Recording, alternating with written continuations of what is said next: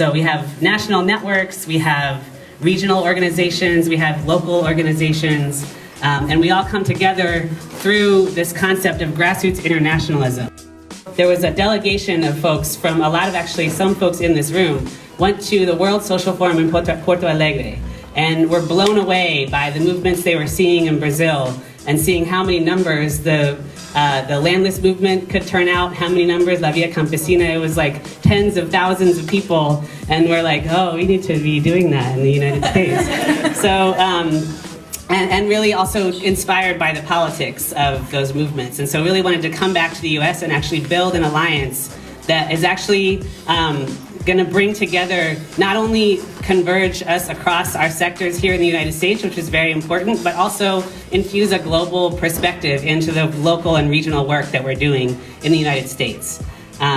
So we came together and became a formal alliance in 2005. A lot of the organizations that founded GGJ were also founding members of the United States Social Forum process.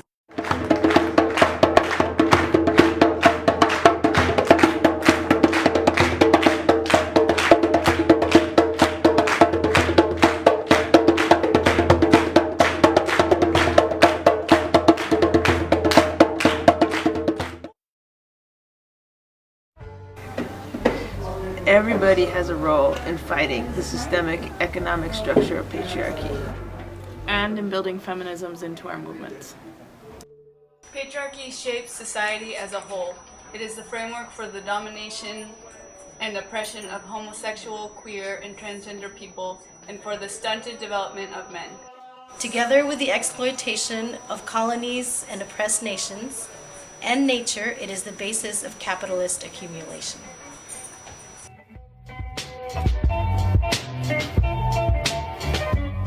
We are trying to build the capacity of GGJ to engage with our international allies who are reclaiming feminism at the grassroots.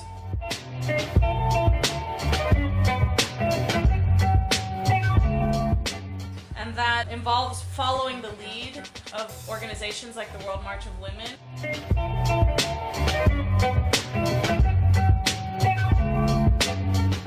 Taking feminism back from the sort of disengaged versions that exist in the academic circles in the United States, where there's a lot of very good ideas and then very little engagement with social movements that are trying to make things right.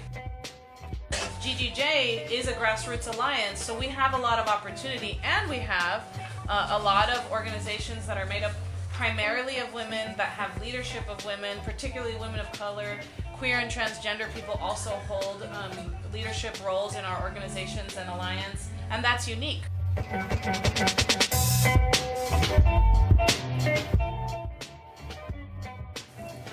Para la Marcha Mundial de Mujeres es importante que las mujeres podamos organizarnos desde donde estamos, desde quienes somos, y en esa diversidad vamos desarrollando y construyendo nuestros propios feminismos que complementan y enriquecen el movimiento feminista mundial.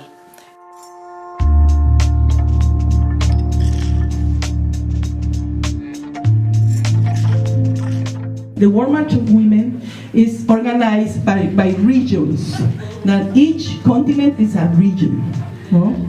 We have Americas, we have Europe, Asia, Africa, and Arabic world.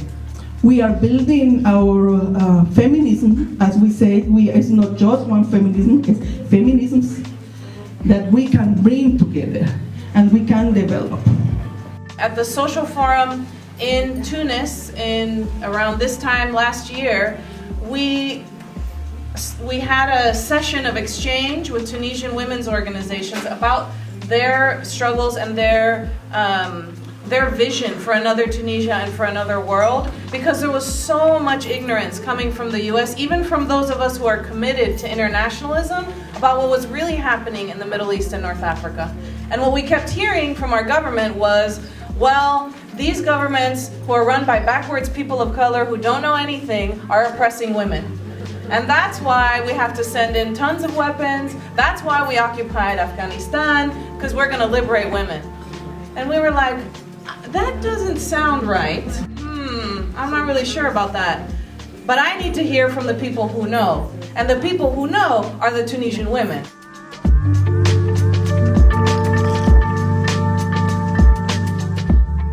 And what we learned from them inspired us, because what we learned from them was we, the people organizing women and women of color in the United States, whether we organize them with a feminist lens or not, we were being misrepresented.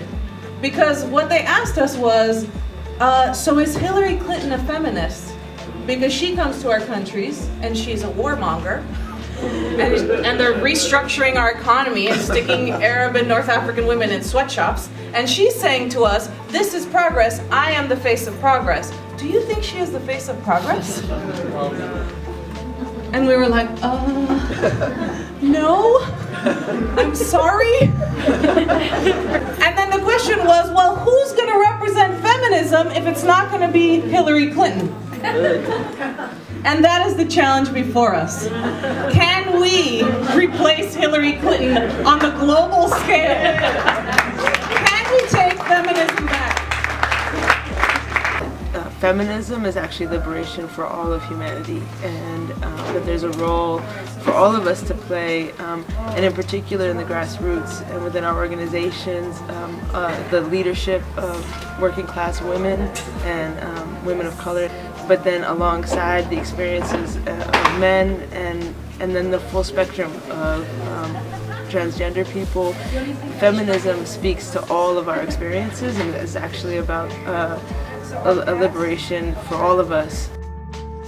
The thing I think that we're going to bring back to our organization, one of the things is a commitment to understanding how patriarchy gets in the way of meeting our objectives, and that we need to deal with it both in society and in our own movement. And that's the process that we're entering into now, with the question of what does my work have to do with the system of patriarchy? And how does it connect? How do we pull up what we know from the daily work and the organizing? And how do we explore what we don't know? And what can it bring to our work? How can it deepen and strengthen our work to understand patriarchy and to commit to feminism? Que si no quitamos los obstáculos que están en el movimiento, que no nos permite ser una fuerza más grande, no vamos a poder enfrentarnos a un sistema que permanentemente nos ataca. Entonces, en una discusión política grande, es probable que podamos encontrar las estrategias para lograr quitar los obstáculos y lograr hacer un movimiento mucho más fuerte. From the situation that is going on everywhere, we say that we have to defend our territories. Este es mi cuerpo, esta es mi tierra. We are defending our body and our land. Este es mi cuerpo, esta es mi tierra. Yeah? And then we want to reinforce the idea that this is our territory and we defend our territory. Our organizations are full of women members, full of queer and transgender organizers, full of people who could really gain from a movement that challenges patriarchy. And I think we're in a good moment to ask ourselves, like, well, what would happen if we didn't? What would happen if we took up that space? What would happen if working class transgender people, if women of color on the front lines of union fights, if we were deciding and describing what feminism is in the 21st century? So there's a huge opportunity for our movement, our generation, to reclaim feminism from the bottom up in a way that's about people's struggles for a better life. No war, no warming, build an economy for the people